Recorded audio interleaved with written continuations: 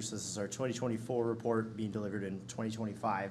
Kind of just gives a high-level overview and highlight of the different accomplishments and the activities and, I guess, responsibilities of the various departments within the city. 21-page reports. I did highlight some of the things I thought were most important to discuss today, or at least kind of provide that overview for anyone here listening.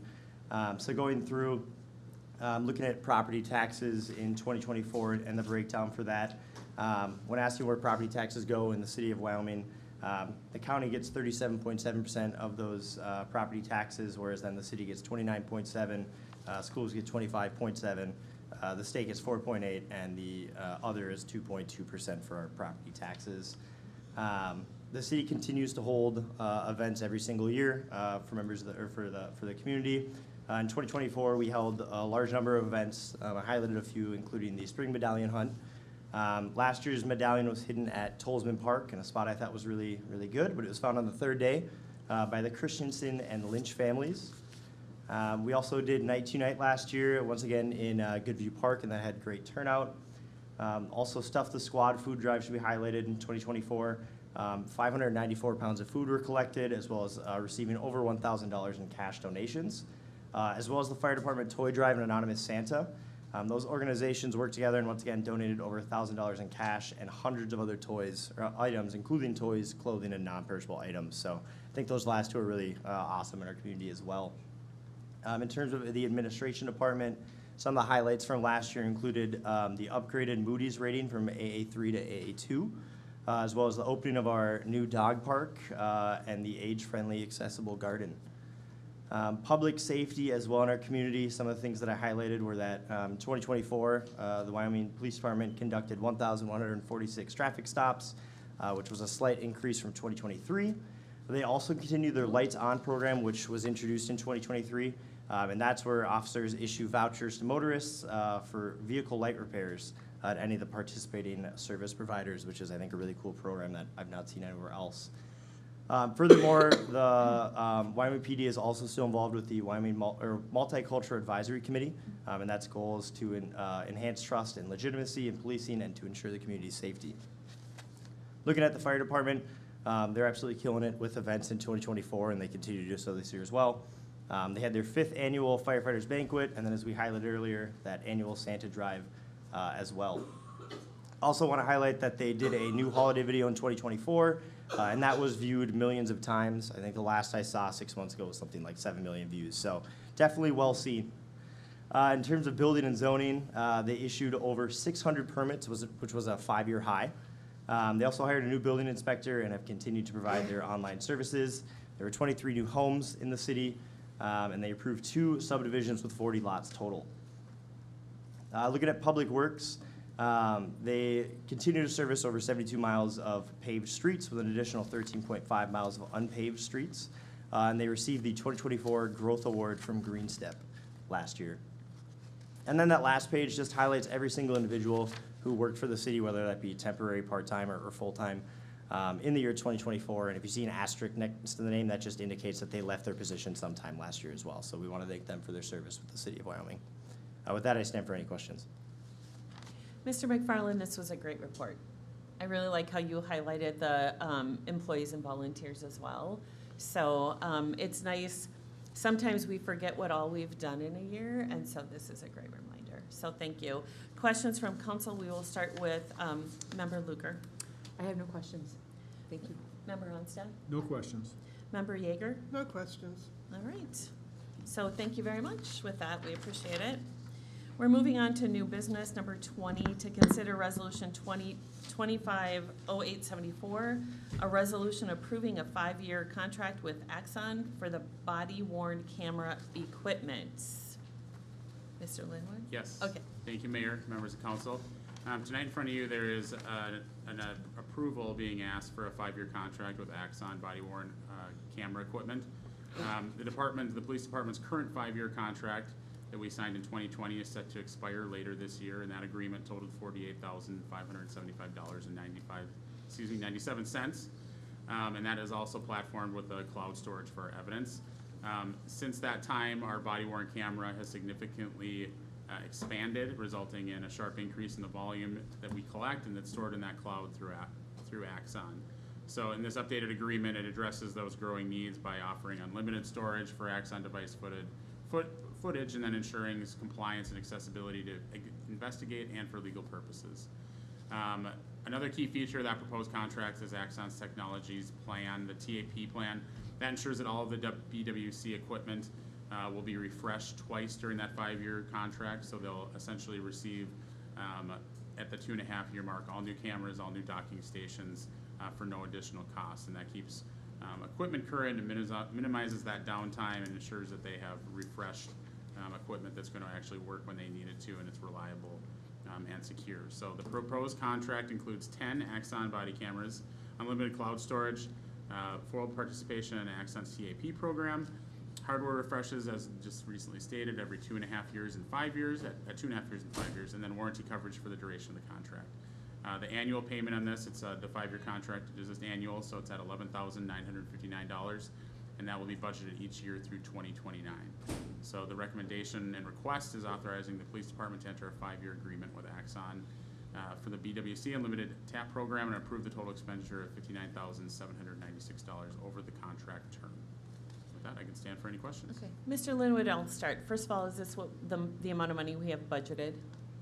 Correct. We current in the initial budget for 2026, that would reflect for what is, as Chief Bauer was able to get that before we had to renew the contract. So that would be accurate for what we have in our 2026 budget. Okay, and it's been a while since we talked about this. Can you talk about the benefits of this program and how it's worked for us over the last 5 years? Sure. I think the body-worn cameras really have been instrumental in working through transparency through police departments and police officers, and really has been a critical component for law enforcement around the state and around the nation. So really, just as our officers, it places them in a place where and provides honesty and transparency to our residents, and also provides them with safety, knowing that their moves are being documented appropriately and that they are acting appropriately through that. So they really are an important tool for our police department and really any police department in the state of Minnesota. Okay, thank you. One last question. If we were to ever decide in the next 5 years that we need to add an additional officer, what is the addition to that contract for that? Do you know? And it can wait too if you don't. Sure, I do not have that information. I would be under the assumption, but I have not spoken to Chief Bauer about that it would essentially be the addition of that camera. So probably if you divide those 10 cameras out, I would assume that you could probably look at an increase of that, $1,100-$1,200 mark. But we have not had that conversation. I don't know if Chief Bauer's had that conversation. Sure. with Axon. I was just, sometimes it's kind of nice to Understood. ask Yeah. those questions further out. All right. Member Yeager, questions? Okay. Given that there's over $11,000 price increase on these cameras, how much of the increase is due to the unlimited storage, and how much is it due to the TAP program or any other program? I think a combination, and a third just being just the cost of everything going up and inflation and the cost of the company. But really the TAP program, with the amount of data that is being stored on this, it really is the way to go on these. We anticipated that storage would probably go up based off the initial contract, so I don't have that breakdown in regards to how they derived as far as the replacement at 2.5 years through the TAP program, but I'm sure that there's contributing factors to those two, and then like I said, also just what we're normally seeing with all of our vendors, where you're seeing just an increase in costs to provide those services and that equipment. So I guess that would be the best answer I have for that. Have we ever used up our quote-unquote limited storage capacity? We have not at this time, but they are, through this initial, we have been significantly close to that. Axon has given us grace on that, that we didn't run over it or out of it, but essentially with the discussion that it would need to be addressed at this new contract now. Okay. That's all I had. All right, Member Onstad. We get the new cameras at 2.5 and 5 years. Did we just get, I'm assuming the last contract had something similar.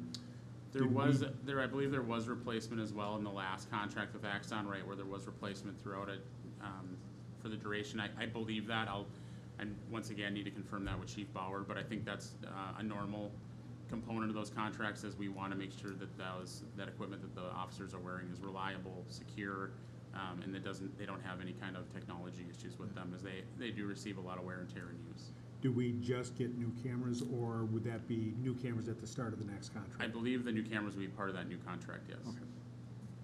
Member Luker? I have no questions. All right, we need a motion to approve Resolution 250874, a resolution approving a 5-year contract with Axon for the body-worn camera equipment. Do we have a motion? So moved. We have a motion to approve by Member Luker and a second by Member Onstad. That'd be correct. Okay, all in favor? Aye. Opposed? So approved.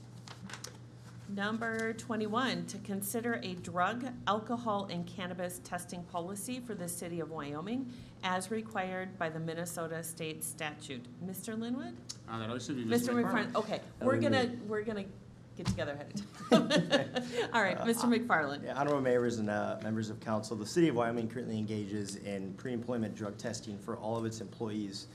That test is used to determine if individuals have engaged in a variety of substances, including but not limited to items like cocaine, opioids, amphetamines, and cannabis. The state of Minnesota recently legalized the sale and personal use of cannabis products, which includes recreational marijuana.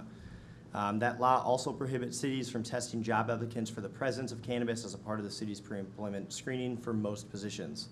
It's with that new law in mind that the League of Minnesota Cities has put out an updated toolkit for drug and alcohol testing, which they've recommended cities adopt into their own process.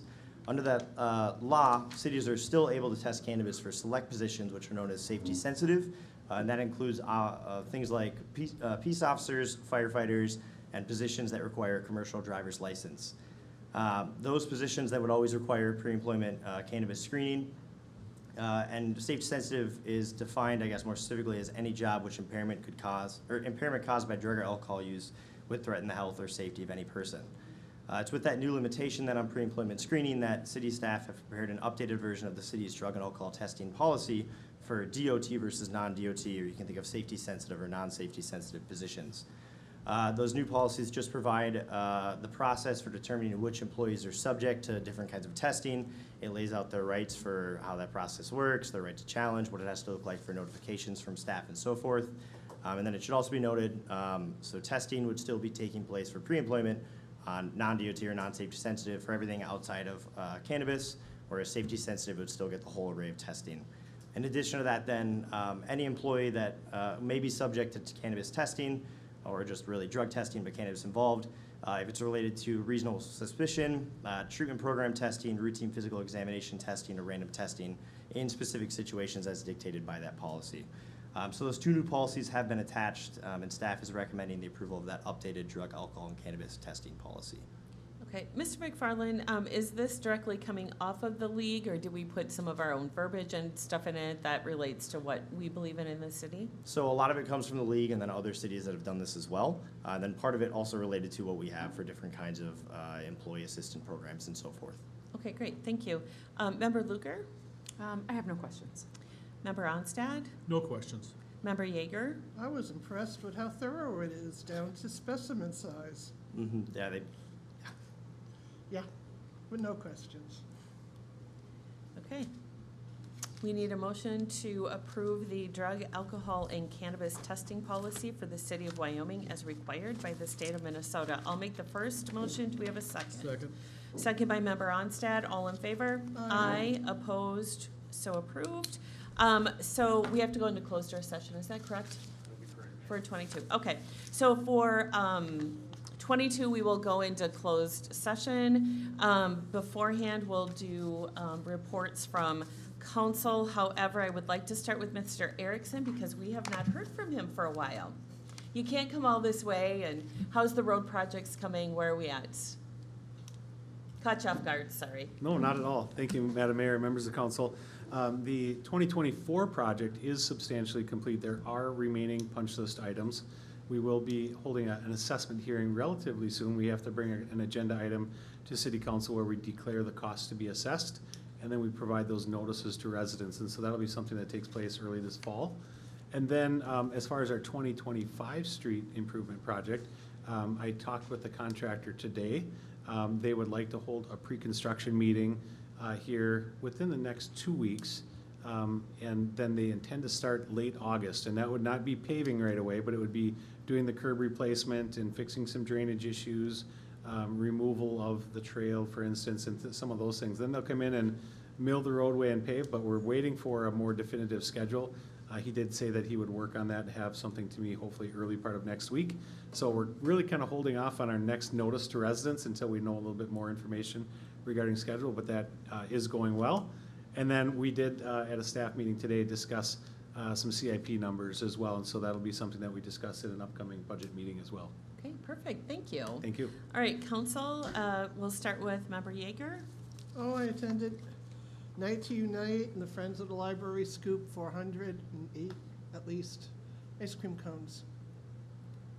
Okay, Member Onstad? I attended the Park Advisory Committee meeting on Monday night and Night to Unite last night. Great, thank you. Member Luger? I attended Night to Unite. Huge thank you to city staff and public safety for really creating just a great community event. All right, I also attended Night to Unite. I have to say thank you to all the vendors that were out there. I like the new spin to it, and I think people were really happy to see something different as well.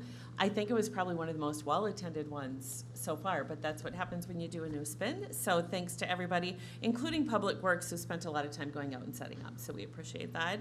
I would like to also give a special thank you to Rosenbauer manufacturer. They actually granted a wish for a patient that has that's on hospice for her and her grandson, and so it was just a really special day for her and her grandson and her husband. So thank you to Rosenbauer, really appreciate that. All right, we will recess for 5 minutes and then come back and go into close.